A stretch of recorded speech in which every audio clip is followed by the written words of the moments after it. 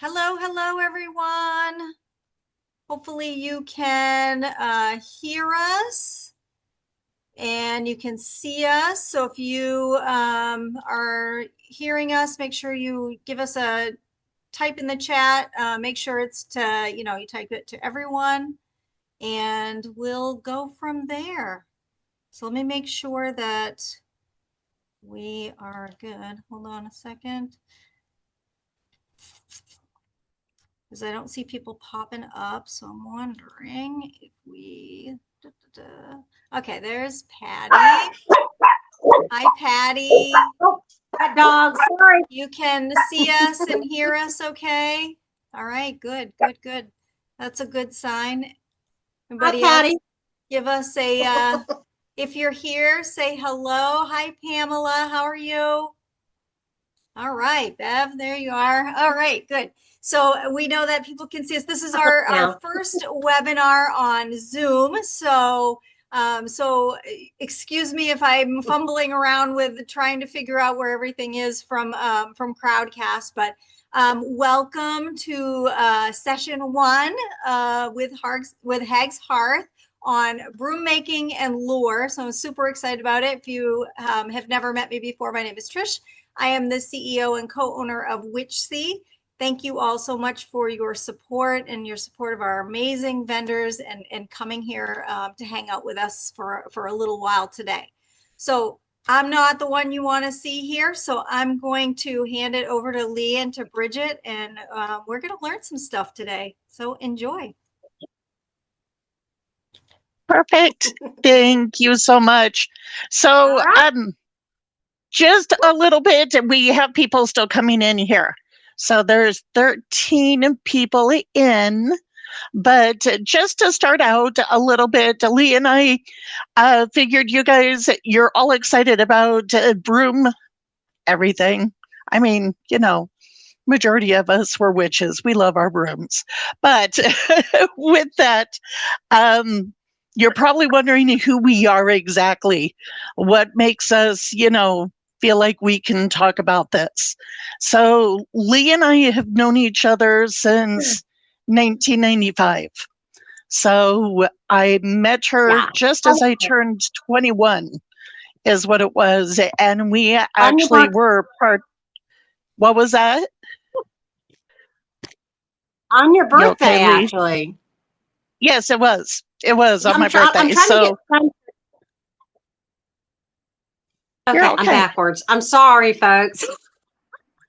It's okay. Rearranging the furniture. Yep. But we were part of what I want to do, so I put my brain. Yeah. We were part of a group that did a big push for pagan community here in where I'm at in Idaho. Leigh is originally from North Carolina and back in North Carolina. But over the years, our whole group kind of splintered all over the U.S. So Leigh and I do broom making as a business. Yes. So Leigh is ultra talented at everything. Broom making is just her latest go at things, is what it comes to. Broom making is the one thing I actually am good at. I'm that Pinterest fail, people. I'm the one that really failed at everything. Sewing, crafting, anything I tried weaving wool. I tried painting. Did not work. Broom making, I can do. So we come to you. We've been doing this since January. And we love it. The creativity, doing it together is huge. So, yes, if you guys have questions, we'll do it, questions at the end also, but we're going over a lot of stuff. If you have something and real quick, add it to the side, we'll try to keep on top of that. And Trish is going to keep on us too. So, which is good. But Leigh's got a lot of information here on history. Yeah. Leigh did a lot of research on the history. That was her homework. We both enjoy history, and the broom making history is just, it really, we fall into rabbit holes on it and stuff. So we all enjoyed it. But before we get going, I wanted to see you guys, first off, to begin with, before we jump into it, what is something, a myth, a lore, something you've heard about brooms over the years? Something, somebody told you to do or not to do with a broom? Share in the little chat over here. Yep. Over your doorway for protection. Yes. That is a good one. Yeah, that's a popular one. That's a popular one. And that's what I was telling people. I know. That's what I was actually telling people yesterday at my event. Jumping the broom at the weddings. I need to yes. Fix that. Mm-hmm. Any others people can think of? So a funny thing, my youngest daughter actually schooled me on it. I never thought about it. You never take your old broom with you from your home to a new place. So right there. Yep, Lisa, you got it. Yep. Yeah, we had discussed this, Lisa. That's not the whole thing with not taking your old broom to a new home. A new broom needs to be swept into the house before you sweep dirt out. Yes. Yeah, Lisa, in the same room. It makes sense. It does. So to a lot of people, if you notice in your life, a lot of the same things keep coming back to you, and entering your life when you thought you had closed a door and moved on. Did you bring the same broom with you? It's something to think about. We're all about intention and the energy we bring with us everywhere we go. And brooms is another one that really shows up in that aspect. But I can talk forever. I'm going to let Leigh talk about it. Trish. Yeah. All right, so we're all realizing we brought our old brooms from an old house, right? Yes. Yep. Well, how old do you think a broom is? I mean, honestly, it's probably one of the first inventions ever made. I mean, there's been filth and dirt all these years, ancient, many, many moons ago. And there was probably some cave woman out there frustrated with her messy husband and children and decided to whip up some branches and lash it together and sweep their crap out.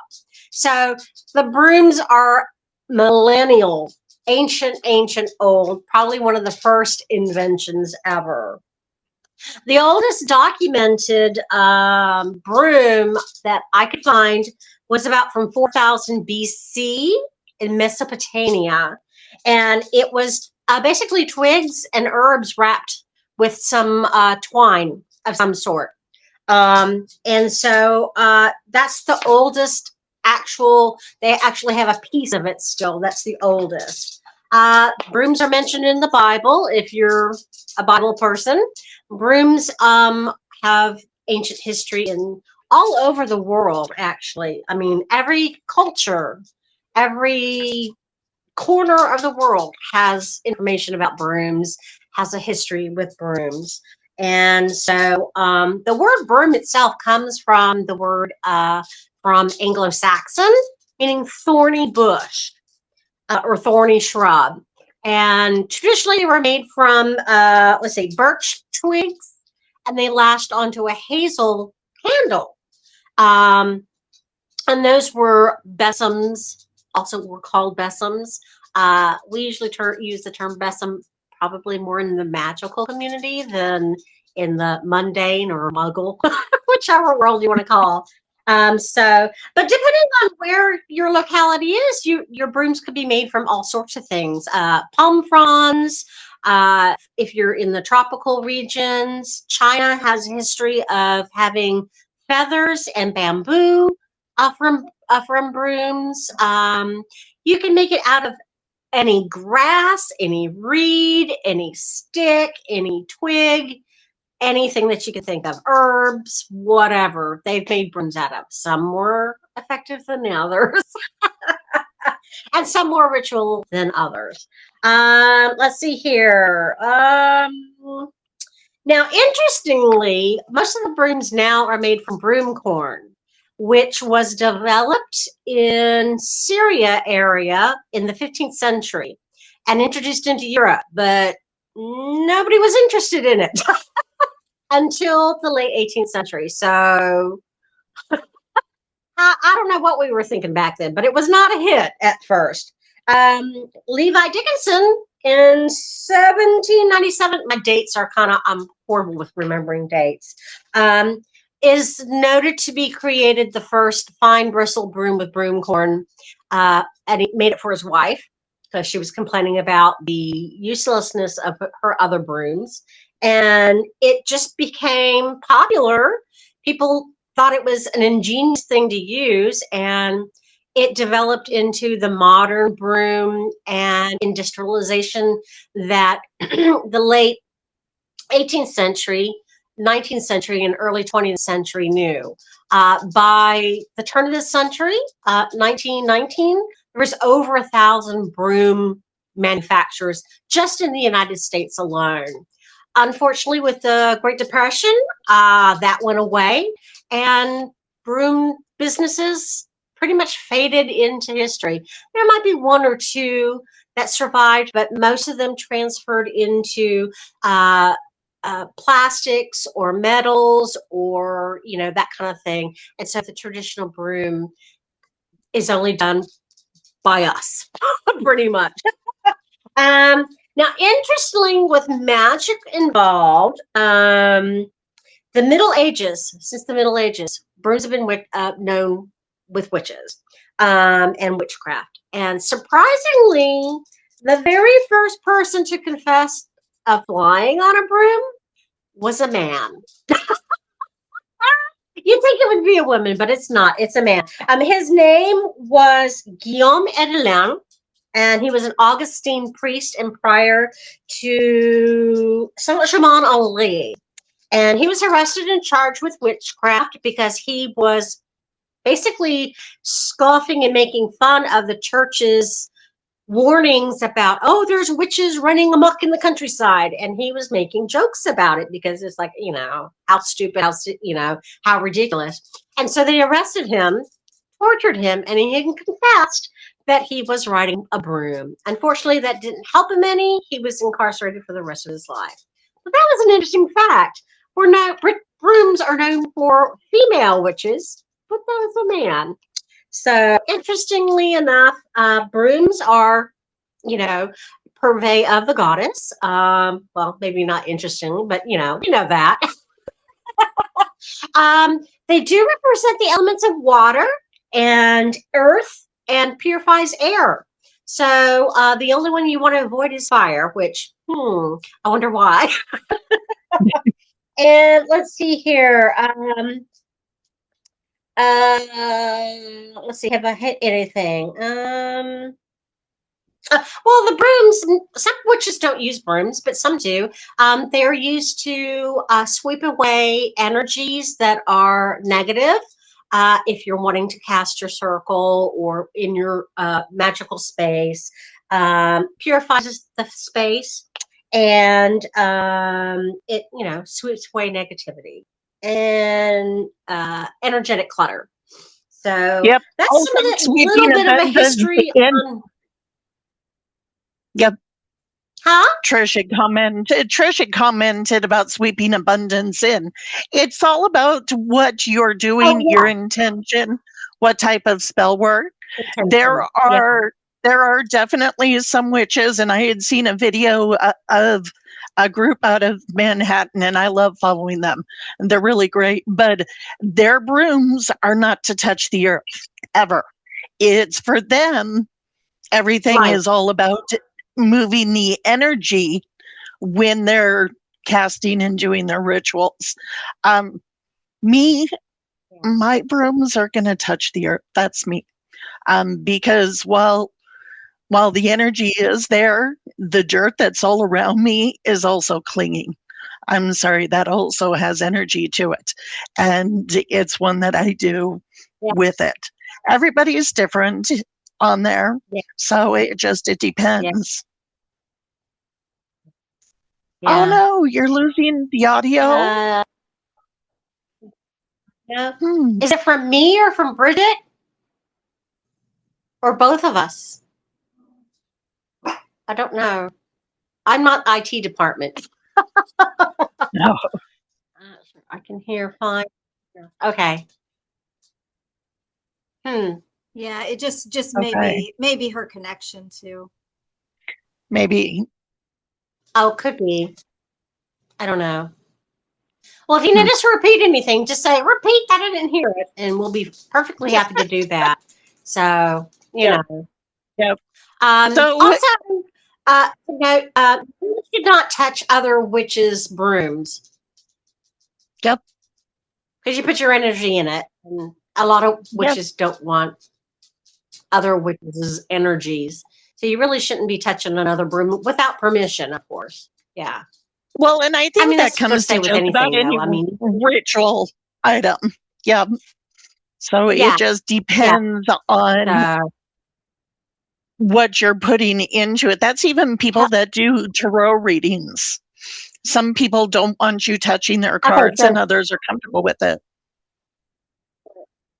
So Trish was saying something about purchasing a broom and then cleansing it. Yeah, you can purchase a broom and then you cleanse it to whatever a ritual or goddess or god or anything, whatever you however you cleanse your items, you cleanse the broom exactly the same way. So if you cleanse your athame, your wands, stones, whatever, cleanse your broom exactly the same way. So and each person's way is different. So yep. So I'm gonna say majority of with a while. Yep. I'm going to say majority of broom makers out there, when they're making the brooms, they're making it with a lot of good energy and a lot of those vibes for what they're feeling with it when they're making that particular broom. But if this is something that you're going to use personally, you're going to want to turn around, not necessarily negate what they did there in the intention of what they're giving to you in that broom, but to add to it maybe, if that's a good option. Unless you're doing like chaos magic or something like that. My goody two shoes kind of might not be the energy you want.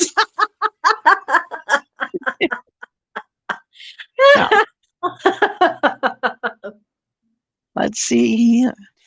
Should you be very careful on who you purchase a broom from? That's a good question. I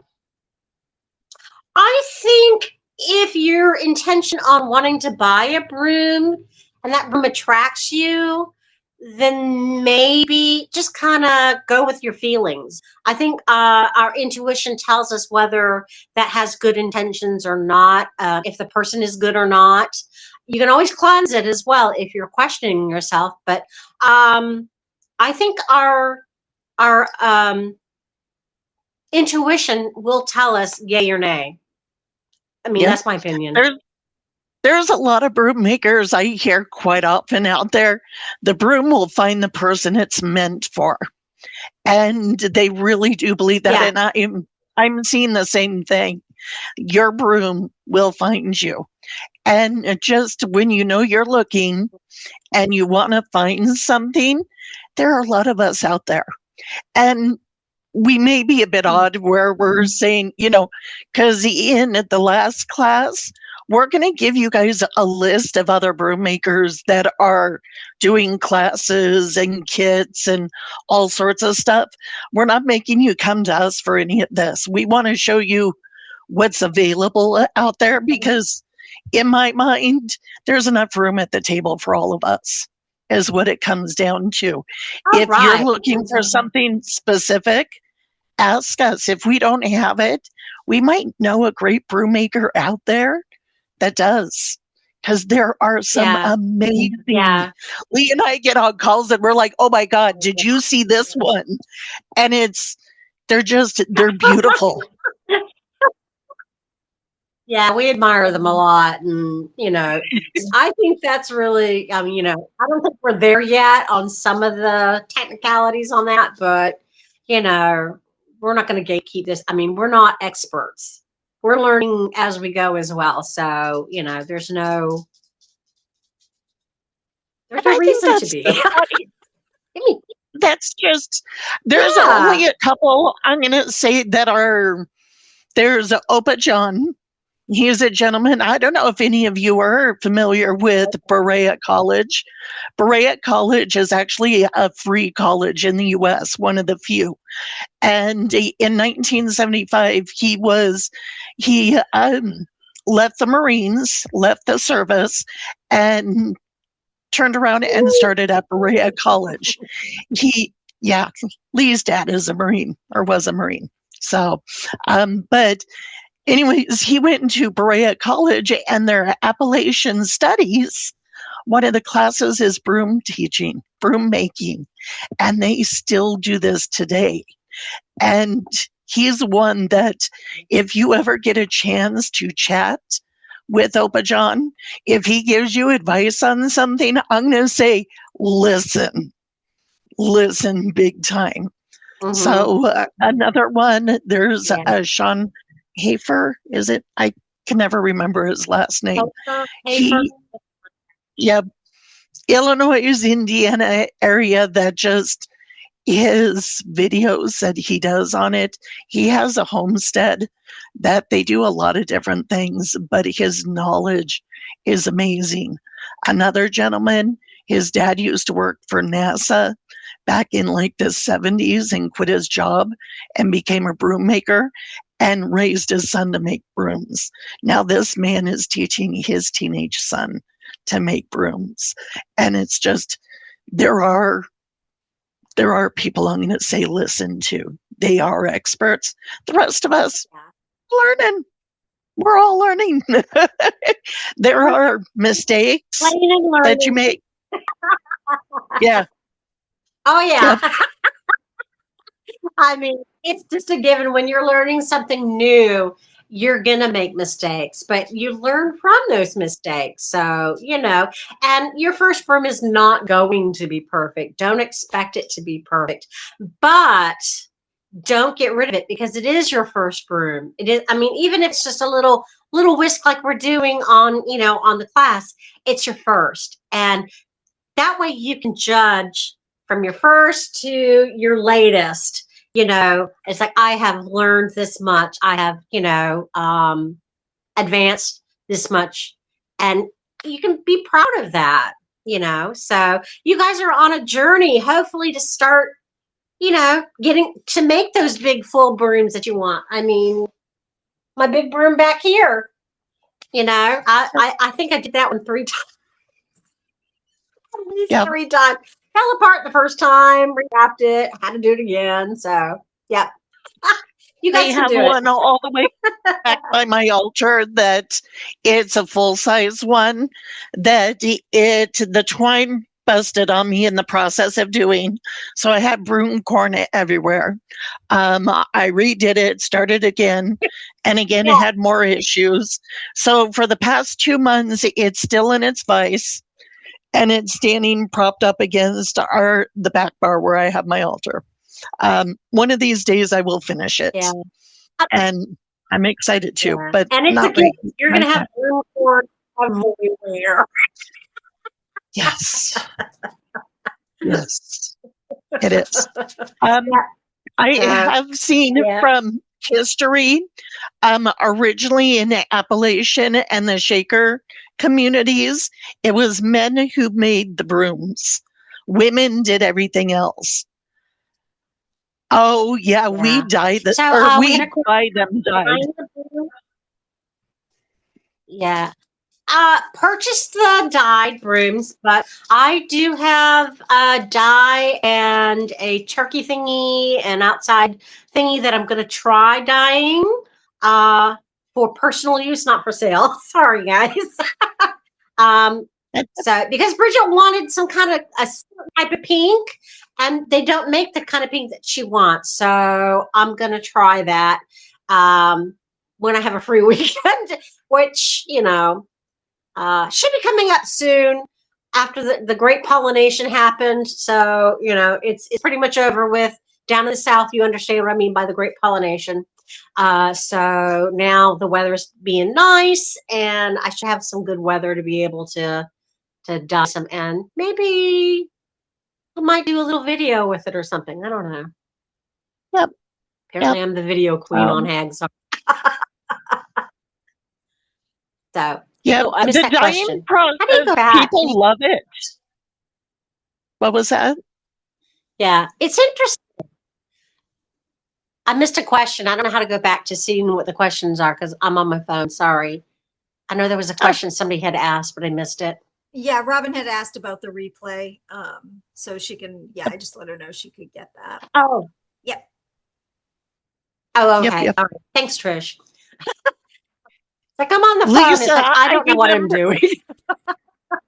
Lisa, I remember when you were dyeing wool, weren't you using natural dyes from like nature, fruits, vegetables, roots, that type of stuff? I thought it was when you were dyeing it. I know when it comes to broom corn and dyeing, the actual stalk of broom corn, it has a waxy overlayer. And unfortunately, the natural dyes they can't get past that, unfortunately. So they don't take as well. A lot of people do try and they come out very kind of muddy looking on it or not taking it all. Model, yeah. That does work. Yeah, there's quite a lot of people will use RIT dyes because that will penetrate into the stalks. Yeah, because it's non-toxic. So that's usually what most people use for dyeing. So, because natural dyes, you kind of need mordants and stuff like that. And that gets a little more complicated with that waxy coating on the stalks. So, yeah. Yep. But that's something I'm going to be attempting here soon. So I might, I'll try anything. Yep. But there are resources, and we're gonna do in that third class. I've put together documents. I made PDFs of different places to get supplies, and they're all out there. When you're looking at broom making, like any craft that you do, look at what the cost is. What you're looking at, what you're looking for, that type of thing. Because it does add up. Trust me, my husband, he's like, so what'd you get from Amazon today? Oh, look at that. 3 Etsy orders. Yeah, maybe, possibly. It's actually 5 Etsy orders, but hey, only 3 showed up. But it's one of those. It is. But when your broom corn shows up, when you get that package with all those colors, it's like just a jolt of joy seeing them all. Yes. If you guys are on the Hags Hearth Facebook page, Leigh and I tend to post pictures when we get packages of them because we love it. They're so beautiful, the colors and the mixes, and it fills you with different ideas of what to do. I know with Leigh and I, we bounce ideas off of each other. A lot of our series tend to be more witchy in that pathway. That's why Witch Sea worked so well for us here with this team. But I know there are some there's one lady that makes brooms inspired. She works for, I think she's a park ranger or something like that. I can't remember exactly, but she takes her inspiration from birds. She loves birds. And the brooms that she does, she's up in northern Idaho. Her brooms are gorgeous. And that's her inspiration. I tend to, yeah. There's only so many of us in Idaho making brooms. So, yes and no. There's only 3 that have made a business out of it that I know of. So, but there's room for more. So there's always room for more. Familiars for pay. Yes. I'm gonna have to check that out. Thank you, Robin. Out. Yeah, feathered familiars. Yeah, cool beans. Cool beans. Yeah. So, you have let's see 2 here. of them. Let's see. Oh, love them. Nice. Leigh's catching up. Okay. So, let's see. What else can we talk about? Let's talk about some other myths and legends and lores of brooms. Yes. What do you think, There's some funny ones, you guys. There's one that just, they kind of contradict each other. So there are some. So, Leigh, you go for one. Yeah. Go ahead. I'll do the next. Okay, so perfect example is like, I've always been told never sweep on New Year's Day because you're sweeping out your bad luck. Okay? But if you're in China, apparently it's good luck to sweep on New Year's Eve or New Year's Day because it removes the bad luck. I don't know. So I guess depends on where you live. Let's see here. So we did have somebody say, putting the broom above the door for keeping negative energies out, keeping bad spirits out. So that was a pretty popular one. Yeah. And never bring in your old broom to a new home, except for altar brooms. Those are the exception. So you can bring those. Yep. Lisa, let's perfect. See here. Intention. Sweeping under a woman's feet prevents marriage. Yes, that was one. If you sweep under someone's foot, an unmarried person's feet, that means that they'll never get married. So it can refer to a man too, but mostly it's women. And if a woman steps over a fallen broom, that means she's going to become pregnant before marriage. Ooh.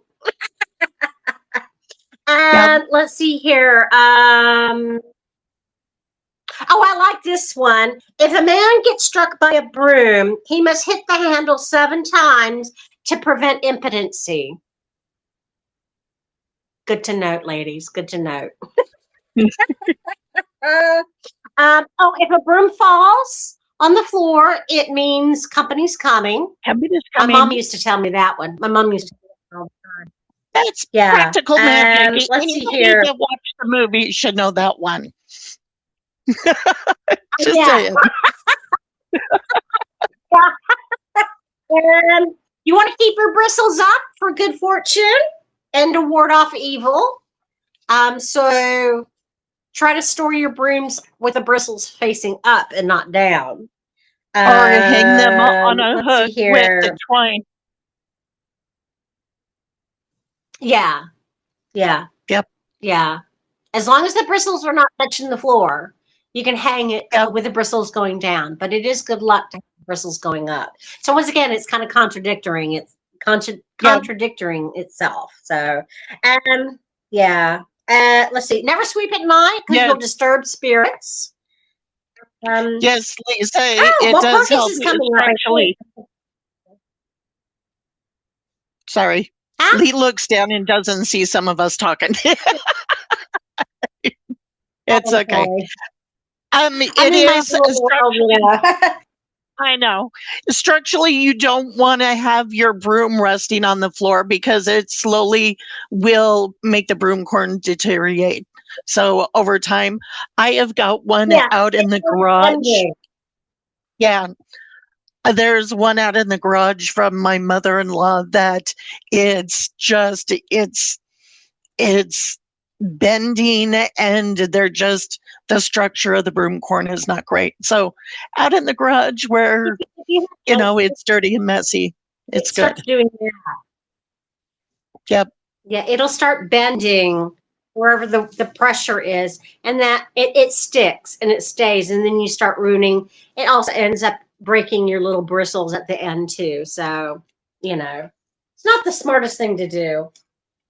Mm-hmm. To have it on the bristle. Let's see don't here. Lean the broom against the bed because that invites evil spirits. Oh yeah. That's a weird one. Yep. I don't know about you, but that's weird. Walpurgis night, because you don't want another witch stealing your broom. So Walpurgis night, I looked that up and I can't remember what date that is now. April 30th? Mm-hmm. Yep, for some reason, I want to say April 30th. It's right before Beltane. Okay, I thought so. Yep. Okay, yeah, that's right. So hide your brooms on Walpurgis night, so no one steals your broom. And let's see here. There's a couple other things. Let's see. If someone sweeps over your feet, you're in danger of going to jail unless you spit on the brush of the broom. I've never heard of that one before.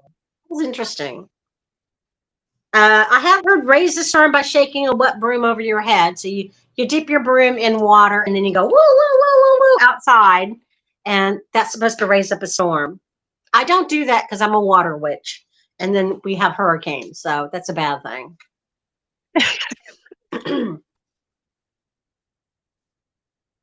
You have my to say circles are really warm, so I don't know. Yeah. Leigh does. Leigh says woo, woo, woo all the time. Really. And if you ask her during a ritual, she'll sing it even. So there you go. Hey,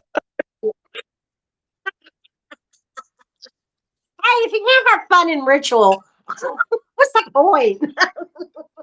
We are a little bit different in that aspect. In the 90s when everybody was holding open rituals and stuff and people would go and they'd come to ours, and the fact that we would laugh and enjoy ourselves during a ritual, a lot of people, a lot of the older community kind of were like, you can't do that, you're releasing energy. And it's like, but we're having a celebration of our gods and our beliefs. So to us, we react.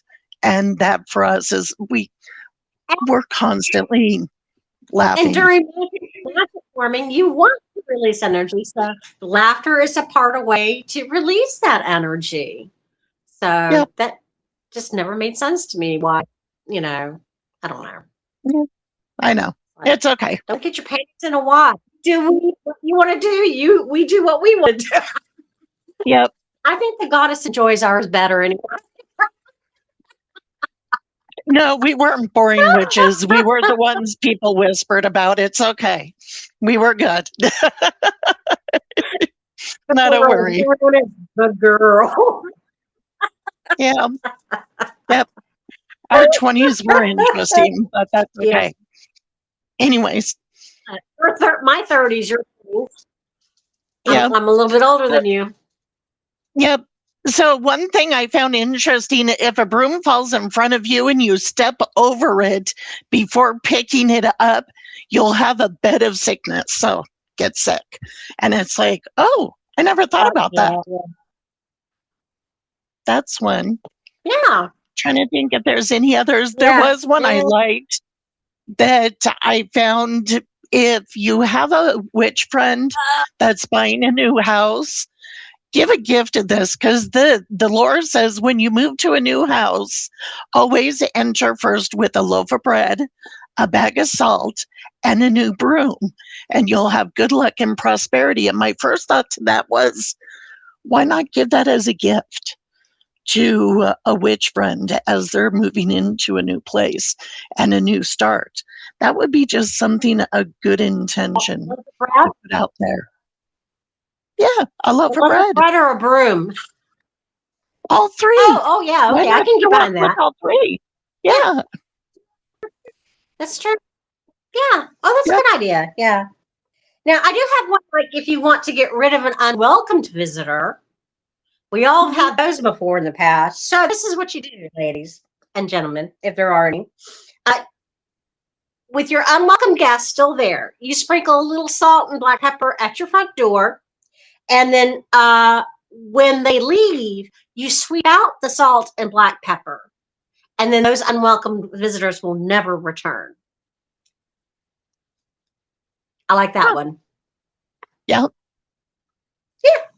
That was an interesting one. Although I never have any unwelcomed visitors. Everyone's welcomed at my house. So. Yeah. There's some people at mine. There you go. Yeah, whack them with your broom out the door. There you go. Or if you're Scottish, it might be your cast iron, not necessarily your broom, but you know. There we go. So, yeah, those are some of the fun things that are sayings. I know there's bunches more, but I mean, I did like 2 full pages of notes. I think I've got plenty. So the next what else do you want to talk about? We kind of want to go over what the items you need to bring for the broom making course, just so you guys are familiar with it real quick. Real quick for all of you, because we have 17 participants in here. Are all of you guys taking the broom making or the broom magic course on Beltane weekend? Yeah. Okay. I believe third. It's the second. No, third. Third. On the third. Yep. Because Beltane's on the first. Making one of these. Yep. Making one of these. With that, what we want to do is go over some of the items. Leigh and I had already mentioned and planned on this, and we prepped a little bit. But Trish also brought up that she didn't know what some of the items we said you needed were. So that's what we need to go over with you guys, so you're prepared and you're not surprised the day of. Okay, if that makes sense. I'm so excited to see all these and watching the replay because all right. So what you're going to get in the kit is the little bundle of the broom corn, which will make this, and then a baggie with all your goodies. You've got a piece of paper for, like, not really instructions per se, but it gives you the list of what things you might need to make your life easier making the broom. You get a the heck is that thing? A dowel, a wand of wire. It's a copper wire. Use your words. You got it. Use my big words. Yeah. Oh, where's the camera? There we go. So you get a wand of wire, and then you get a wand of twine. We have 4 different colors, so whatever color is in your box is what you get. They're variegated, so they're going to be pretty. Let's see, what else? You get a little bag. Oh, you get one of our cards, because I felt like giving our cards out. And then you get a little bag with what we call is a jerk string. We'll explain that to you later. So it's just a little string like that. And then we didn't have the charms when we took pictures of the kit. So let me show you what our charm looks like. If I can get it. Maybe. Nope. Oh, wrong way. You're the wrong side. Up. There you go. Up a little more. My hand's blocking the camera. Up more. Okay. See? That's the charm. That's the charm. Can you see it? A little bit. So that's the charm that you're getting. Yeah. So if you did, well, you know, I'm not the IT person, like I said. Okay. So if you are not obligated to use the charm. If you want to use something else, you are welcome to use something else. It's just, you know, you bought the kit, you get the charm. So that's the kit that is coming to you guys. Now, for the listing of stuff. And the broom corn. She forgot to mention the broom corn. Corn, it's all wrapped up in a little piece of paper. It's about 9-10 inches. 9. Yeah, I think it's 9 inches. 9 inches of broom corn. And this is what you're making. So let me get rid of that. Foot brakes. You'll definitely need some kind of foot brake. This is what I have. I bought it. You do not have to buy it. Bridget's got a round one. I got the square one. You don't have to buy one if you don't want to.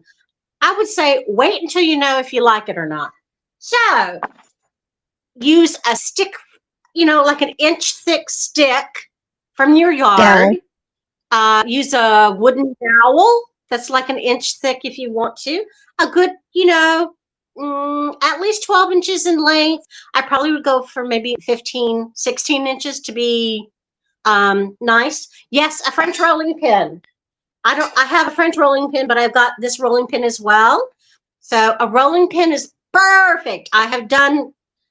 This is my foot brake, my original foot brake. So I will actually be making our little brooms on the rolling pin so that I am with you in solidarity of not using a foot brake.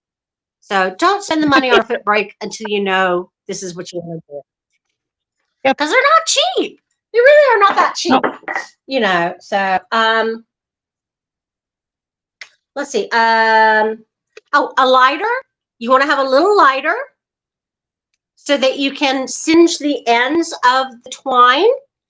The twine does have a tendency to unwind itself really easily. So try to get in the habit of just singeing the ends as you cut them. That way, you know, you preserve your twine the best you can without having to cut little bits that are unwinding off. So it's really easy to do for that those of as you, well. For those of you that do embroidery, you might have like the thread zapper. That's what I use. Because unfortunately, me and lighters tend to cause fires. So the thread zapper is safer in my hands than a lighter. But that's me. Yeah. If you have that, that'd be great. You also want a pair of little scissors of some sort. They don't have to be little. They could be big. To cut your twine or whatever you need scissors for.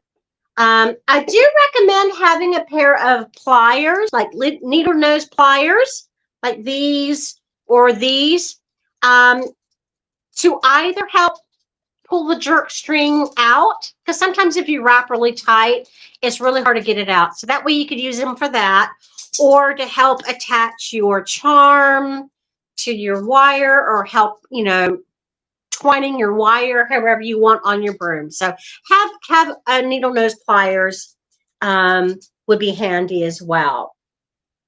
And also the way that I'm going to show you how to put your hanging handle on, you'll need something to help split the broom cord. I have a tendency to use either a null binding needle that splits the corn like that. A broom needle works too. You can also use a chopstick,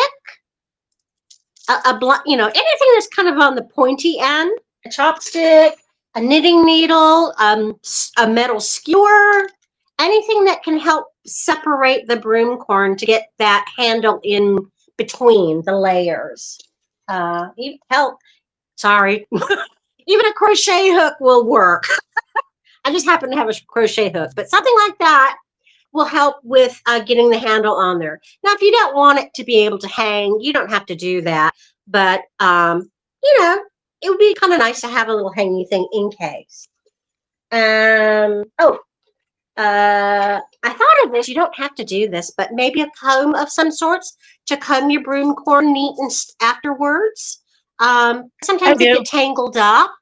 I use a pick. Yeah, like a pick or an old plastic wide tooth comb. That will kind of help it neaten out if you've got any twisted or, anything like that. Any loose broom corn, it'll pull out as well.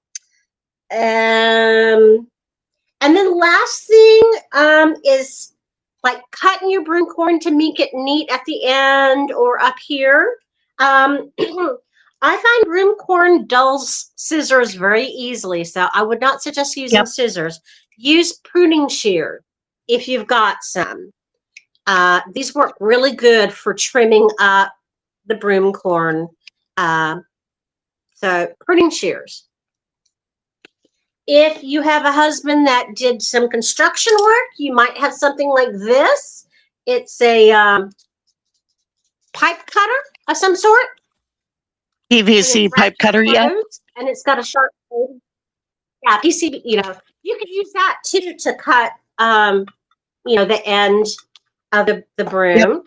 Or if you have a knife, you can use a knife. Like, this is my leather knife, but Bridget's got one that's she uses for broom corn. I don't use this because it's for my leather working. So, but this if you have something like that, a nice sharp knife will do. It's almost like a razor blade because the sharp end is down here and you keep it sharpened. But when you're cutting broom corn, just to give you guys an idea, broom corn doesn't like to be sawed across. You go back and forth, you're going to be there forever, and you're going to have little things running everywhere, and little itty bitty bits of broom corn that gets into your carpet. I'm telling you now, they never come out. Just learn from my mistake and my stabbed feet every day. Anyways, because normally you push forward and down.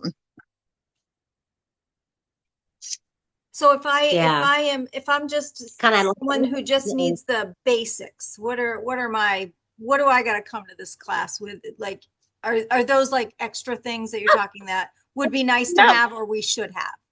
Yeah.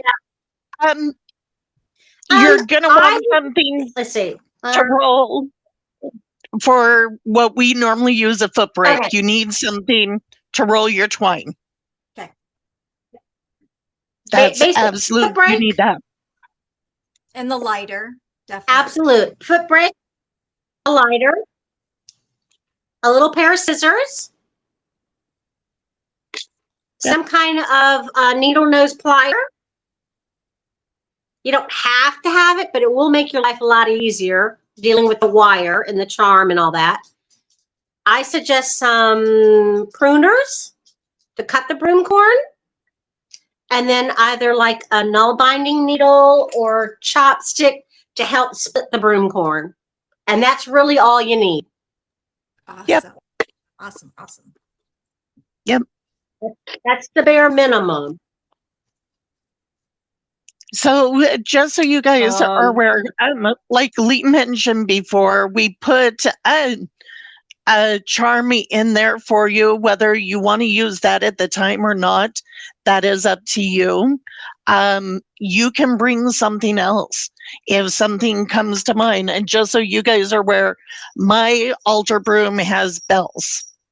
So, and if you see, I use the copper on it to wind it, because copper magnifies the intention of things. That's why you guys are getting a dowel with copper along with the twine. So bring what you want. Just make sure stuff is cleansed like you normally do in anything you do. So that's all. Yeah. Any questions? Yeah. So that's the basic. I'm excited. This is going to be fun. This is going to be a lot of fun. I can't wait to get my package. I'm ready. They're going to go out Monday. Awesome. I tried to drop them off Saturday, but my local post office was not open. So it's like, so Monday will be the earliest that they're going out. So, yeah, and they're all locked and loaded and taped. So, yep. So there are 3 classes. There's this one here. The next one is the broom making class. That's broom magic. The third one is, so you want to be a broom maker, do you? What does it take? And we've go through everything in that one. Yes. So that's where we're giving you guys the resources that Leigh and I have pulled together when we decided to do this. So I'm just going to drop some quick links. That's the Broom Magic webinar, and then I'll drop the third one as well. So if anyone wants to register for those, and you'll have those. Purchase on the 19th, I believe it is. The 19th of April, I think, is the day the kits need to be purchased by. Yeah, the kit. Just so that you have it. If you want to order some more, if you know someone that's wanting, it has to be ordered by then, because after that date, you might not get it, so. Yep. And there are a few. And if you get it, you'll be watching the replay. Yeah, exactly. you can get it. You can get it for the replay as well. If you can't make the session 2, those replays will be available. The last, did you answer that right? The day of the last class, what did we say that was? May 17th. There you go. Yes. They're all Sundays, 5 p.m. Eastern. Yes, make sure Eastern for those of you that are not. I kept telling myself 5 p.m., 5 p.m., 5 p.m. I'm Mountain Time, you guys. So it was like 1 o'clock, and I'm like, shit. I had to clean. I had to brush my hair. I think the only thing I had done so far was brush my teeth. But hey, if we have time on that second class, I'd love to see some of the ones that you guys have that you have available. I think it would be cool to see some of the different things that you've done or that maybe we could do in the future. Maybe that's I would love to see that. Yeah. Well, then we can go over that. We can share some in the second class, but maybe the third one, the different types of, because there's the turkey wing, the hen's wing, the hawk's tail, the witch's broom, the witch's dancing broom, there's all sorts of stuff. My favorite one lately, turkey on a stick. I mean, that's one of my favorites. So, but going over this stuff, we can do that also. That would be great. That would be great. Well, I want to thank you all so very much for joining us today. This was so fun. You guys, you ladies are a lot of fun. You're a hoot, and I love it. This is like really the kind of energy that we really love to see here. I love it.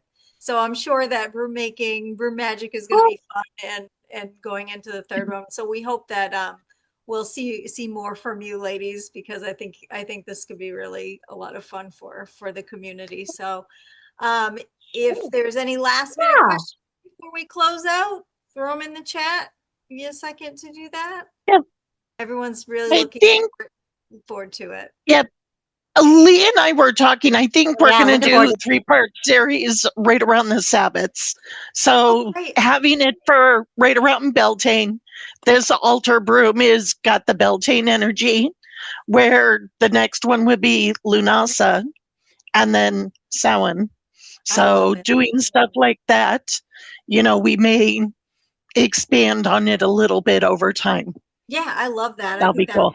A great idea, and I think everybody would love to have that. So again, thank you so much, ladies, and thank you all the attendees. I appreciate you. Appreciate your support of Witchsea and Hag's Hearth, and we just appreciate you so much, and we hope you have a wonderful week ahead. Yes. Take care, everyone. Bye, everyone. Bye-bye.